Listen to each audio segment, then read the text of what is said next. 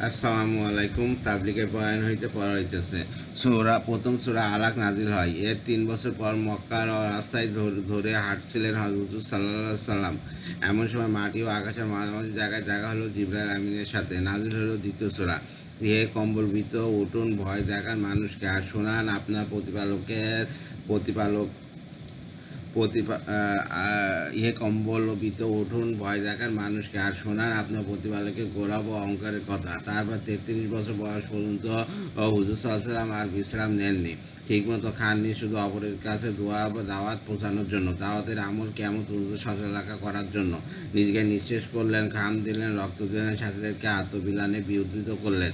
ফেরত নদীর পানি লাল হলো সাহাবা রাদিয়াল্লাহু আনহুম আজমাইনদের রক্তে।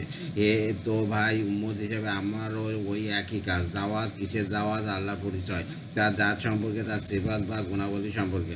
আর নবী করিম সাল্লাল্লাহু আলাইহি ওয়াসাল্লামের পরিচয়, কে তিনি, কি তার পরিচয়, আমাদের জন্য তিনি কি করে আছেন আর আমি তার জন্য কি করতে পারি। জন্মলগ্নে মায়ের অন্তরে দিলেন মমতা আর বুকে দিলেন জোর। সারা জীবন প্রকাশ করতে হবে সেই নিয়ামতের কৃতজ্ঞতা। এখন আল্লাহর পরিচয় কি? তিনি এই জীবন ও মৃত্যুর বিধানকর্তা। তিনি জীবনের ভিতর থেকে বের করেন মৃত্যুকে আর মৃত্যুর ভেতর থেকে বের করেন জীবন। তিনি মরা সব উপাদান দিয়ে তৈরি, মরা বীর্যের এক ফোঁটা থেকে তৈরি করলেন জীবন্ত শিশু। জীবন ও মৃত্যু মহান আল্লাহ রব্বুল আলমিনের সৃষ্টি, অলঙ্ঘনীয় ও অলৌকিক দুইটি নিয়ম। আল্লাহ রব্বুল আলমিন মহান স্রষ্টা। তিনি নানান বিচিত্র প্রাণ করিয়াছেন। আফ্রিকার গহীন অরণ্যে এক ধরনের প্রাণী রয়েছে, এদের নাম প্লান্টন। প্লান্টন 5টি উটের সমান। খিদে পেলে সে এক পোয়া আফ্রিকান পিঁপড়ি খেয়ে নেয়, তার খিদে মিটে যায়। এই ধরনের পাখি রয়েছে যেগুলো ডিম পাড়ে। ডিমটি 5 কাঠার মতো। ডিম পাড়ার সময় হলে মহাশূন্যে উড়ে যায়, মেঘের দেশে, সেখানে সে ডিম পেড়ে দেয়। মাধ্যাকর্ষণ শক্তির কারণে ডিম প্রবল গতিতে নেমে আসে নিচের দিকে। ডিমের সাথে পাল্লা দিয়ে সমুদ্র হয়ে নেমে আসে পাখি। তার সুতীক্ষ্ণ চোখ দুটি দৃষ্টি মেলে দেয় বা ডিমের ওপর। আকাশ আর মাটির মাঝপথের সময় থাকা ফাটল ধরে ডিমের গায়ে। দৃষ্টি ক্রমশ তীক্ষ্ণ হয়, অর্থাৎ তার দৃষ্টির তীব্র প্রভাবে ধীরে ধীরে খুলে যায় খোলস, বেরিয়ে পড়ে বাচ্চা পাখি। ডানা ঝাপটে উড়াল দেয় অজানা দেশে। একদিন হজরত মুসা আল্লাহ সাল্লামকে আল্লাহ তালা হজরত মুসা আল্লাহ সাল্লাম আল্লাহ তালাকে বললেন, হে আল্লাহ, এইসব জমি, আসমান জমি কে সৃষ্টি করে আছেন? আমি। আল্লাহ তালা বলেন, কুল ও মাখলুক সমগ্র সৃষ্টির স্রষ্টাকে আমি। বজ্র নিকষ কণ্ঠ। উত্তর, এই দুনিয়ার সমস্ত মানুষ, তোমার বিরুদ্ধে কোনো একজন নেই যে তোমাকে মানে। অবাধ্য তুমি কি করবে? সে আল্লাহ, হে আল্লাহ, যা চাঁদ তোমার কথা শোনে না, সূর্য পূর্ব দিকে ওঠে না, পশ্চিম অস্ত যায় না, জোয়ারের সময় ভাটা, ভাটার সময় জোয়ার, রাত্রের সময় দিন, দিনের সময় রাত্র, শীতের সময় গরম, বসন্তের সময় বর্ষা। বনের হিংস্র পশুরা তোমাকে মানে না, সমুদ্রের জীব জানোয়ার শোনে না তোমার কথা। পাহাড়, পর্বত, গরু, নক্ষত্র সব তোমাকে অস্বীকার করিয়াছে। গোটা বিশ্ব তোমাকে বিপক্ষে বিদ্রোহ ঘোষণা করিয়াছে। কী করবে তুমি সেক্ষেত্রে? একটা পুরো ছোট পোকা আছে আমার কাছে। শান্ত স্বরে বললেন আল্লাহ রব্বুল আলামিন, হে আল্লাহ, সামান্য এই পোকা কি করিতে পারে? এক লোকমায় সমগ্র বিশ্ব জগৎ গ্রাস করে নেবে সে।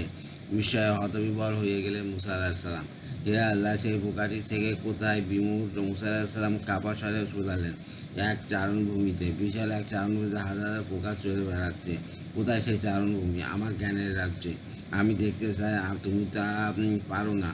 তোমার মস্তিষ্ক এত বড় সৃষ্টির অস্তিত্বকে দেখতে পারে না, ধারণ করতে পারে না। হযরত সুলাইমান আলাইহিস সালাম একবার আল্লাহ তাআলাকে আরজ করলেন, হে আল্লাহ রাব্বুল আলামিন, তুমি তো রাজ্জাক, রিজিকদাতা। হ্যাঁ, নিশ্চয়ই, নিজেকের ভাব আমি নিতে চাই। সুকঠিন দায়িত্ব তুমি পারবে না। মাত্র 3 দিনের জন্য। বেশ, দিলাম। হে আল্লাহ, আমাকে সাহায্যকারী দাও। দিলাম জিন, মানব, হাওয়া এবার পাখিদের। সুবিশাল এক লঙ্গরখানায় তৈরি হচ্ছে খাবার দাবার। হাতি তার শাবককে নিয়ে প্রদীপ্ত সহকারে খেয়ে চলে গেল। সিংহ তার বাচ্চা কাচ্চা নিয়ে সবাই খুশি। সূর্য যখন সাগরের বুকে ডুবু লাল কমলা আবির ছড়াচ্ছে, হযরত সুলাইমান আলাইহিস সালাম জাবুর কিতাব তেলাওয়াতে নিমগ্ন।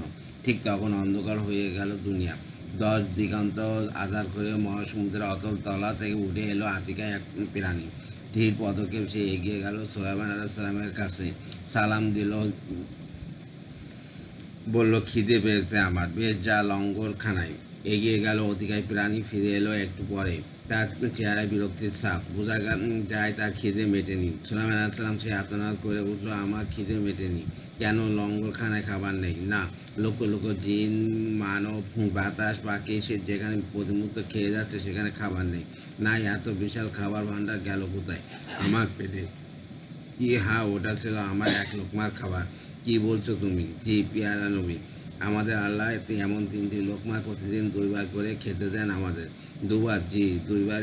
আমাকে একা নয়, আমার মতো অসংখ্য প্রাণীকে সাগরের তলায় লালন পালন করেন তিনি, এমনইভাবে খুব সহজে। সুবহানাল্লাহ। জি, আজ পেলাম একবেলার এক লোকমার মতো মাত্র। খিদে নিয়ে ফিরে যাচ্ছি, হে মহামানব, মূর্খতা করবেন না, এখনই সিজদায় পরে জগতের প্রতিপালককে তার দায়িত্ব দিয়ে দিন। সুলাইমান আলাইহিস সালাম তাই করলেন। তো তো ভাই, স্রষ্টার কত শত অজানা সৃষ্টি মানুষের অগোচরে রয়ে গেছে, কেউ জানে না। আল্লাহ রাব্বুল আলামিনের বিচিত্র সৃষ্টি মানুষ। মানুষকে আল্লাহ তাআলা সৃষ্টির সেরা সৌন্দর্য দিয়ে তৈরি করিয়াছেন। তিনি বলেন, আমি মানুষকে সৃষ্টির সেরা সৌন্দর্য দিয়ে তৈরি করিয়াছি। চিন্তা করিয়া দেখুন, চোখের কথা ঠিক ঠিক মতো জায়গায় বসিয়ে দিয়েছেন, নাকটি ঠিক মতো সাজিয়েছেন। যদি নাককে বুকে এনে দিতেন তাহলে কত না বিদ্যুটের ব্যাপার ঘটে যেত। একটি চোখকে মাথার পিছনে, আরেকটি চোখকে কপালে বসিয়ে দিলে মানুষকে ভুতুড়ে মনে হতো। একটা হাত বুকে, অন্যটি হাতে পিঠে বসিয়ে দিলে কোনো কাজই মানুষ সহজভাবে করতে পারতো না।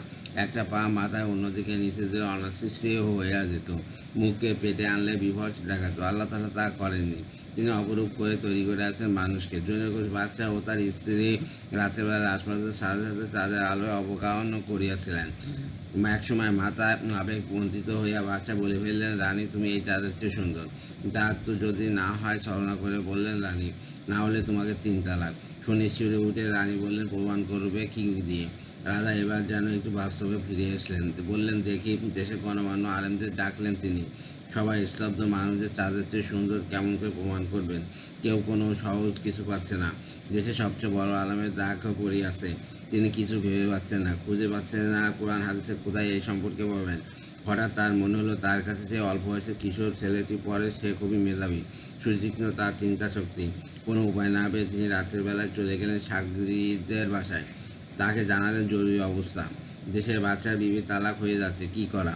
কিছু ছেলে বললেন, ওস্তাদজি অস্থির হবেন না, বাড়ি যান, আগামীকাল দেশের সব বরেণ্য আলেমদের জড়ো করুন। এশার নামাজ সময় উত্তর দিয়ে দেবো, তালাক হবে না বাচ্চার। এশার নামাজের সময় জড়ো হলেন সবাই। নামাজ পড়বো আমি। কিশোর বললেন, তুমি সবাই সমস্বরে বললেন, এত বড় বড় আলেম থাকতে। জি, নামাজ ইমামতি দিলেই প্রশ্নের উত্তর পেয়ে যাবেন আপনারা। বেশ, তবে তাই হোক। সবাই বললেন সূরা ফাতিহার। ইমাম বললেন আতিন, আয়াতে এলেন, কিন্তু তিনি বললেন, মুক্তাদি লোকমা দিলেন। তিনি আবার একই উচ্চারণ করলেন, মুক্তাদি আবার লোকমা দিলেন। এভাবে কয়েকবার পড়ার পর তিনি নামাজ ছেড়ে দিলেন। বললেন, আপনারা নিজেরাই লোকমার মাধ্যমে প্রশ্ন জবাব দিয়েছেন। আপনারাই কোরআনে সাক্ষী দিয়ে বলিয়াছেন, মানুষকে আল্লাহ সবচেয়ে সুন্দর করে তৈরি করিয়াছে। সুতরাং আল্লাহ তাআলা যখন বলিয়াছে সূত্রে আত্মসাবতের সৃষ্টিতে আমি মানুষকে সুন্দর করে তৈরি করিয়াছি, তাই তখন বাচ্চা স্ত্রী তালাক হয় কী করে? সবাই একই সাথে বিস্মিত খুঁজে হলেন। বাচ্চাও হাফ ছেড়ে বাঁচলেন। মানুষের কাছাকাছি আরেকটির সাথে সৃষ্টি করেছে, তা হচ্ছে জিন। জিন মানুষের চেয়েও বেশি আগুন দিয়ে তৈরি। তাদের খাবার হচ্ছে দোয়া। একজন মানুষের চেয়ে অধারা শক্তিশালী, শক্তিমান ও দ্রুতগামী, যে কোনো আঘাত নিতে পারে। জিন জাতিকে একবার সমূলে ধ্বংস করা হইয়াছিল। পাপাচারের কারণে এখনও জিন জাতি অনেক অনিষ্ট করে থাকে। মানুষের পেছনে এরা লেগেই আছে। ভয়াবহ বিষয়কর নয়। বিষয়কর আরেক সৃষ্টি ফেরেশতা। আল্লাহ তাআলা সবচেয়ে নিকটতম অনুগত। তারা নূরের তৈরি। তিরমিজিতে হাদিসে হাসান বলে আখ্যায়িত এই হাদিসটি আসছে। আবু হুরায়রা রাদিয়াল্লাহু তাআলা আনহু থেকে বলা হইয়াছে যে রাসূল সাল্লাল্লাহু আলাইহি ওয়াসাল্লাম বলিয়াছেন, আসমান কেঁপে উঠল, কারণ আসমান নিশ্চয়ই আল্লাহর ভয়ে কেঁপে ওঠার উপযুক্ত। আকাশে 4 আঙ্গুল মতো জায়গা নেই যেখানে কোনো মালাইকা ফেরেশতা আল্লাহকে সিজদা করছে না। মুসলিম, তিরমিজি, নাসর শরীফে একটি হাদিসে রহিয়াছে। ইবনে আব্বাস রাদিয়াল্লাহু আনহু বলেন, আমাকে আনসারদের এক সাহাবী বলিয়াছেন, এক রাতে তারা নবী করিম সাল্লাল্লাহু আলাইহি ওয়াসাল্লামের সাথে বসেছিলেন। আচমকায় একটা তারা ছিটকে পড়ল এবং জ্বলে উঠল আগুনের মতো। তিনি সাল্লাল্লাহু আলাইহি ওয়াসাল্লামকে জিজ্ঞাসা করলেন, তারা যখন এমন করে ছিটকে পড়ে তখন তোমরা কি বলো? উত্তর, তারা বললেন, আমরা বলে থাকি, আজ রাতে একজন মহামানব জন্মগ্রহণ করিয়াছেন বা মৃত্যুবরণ করিয়াছেন। তিনি বললেন, আকাশের তারা তখনও জন্ম বা মৃত্যুর কারণে ছিটকে পড়ে না।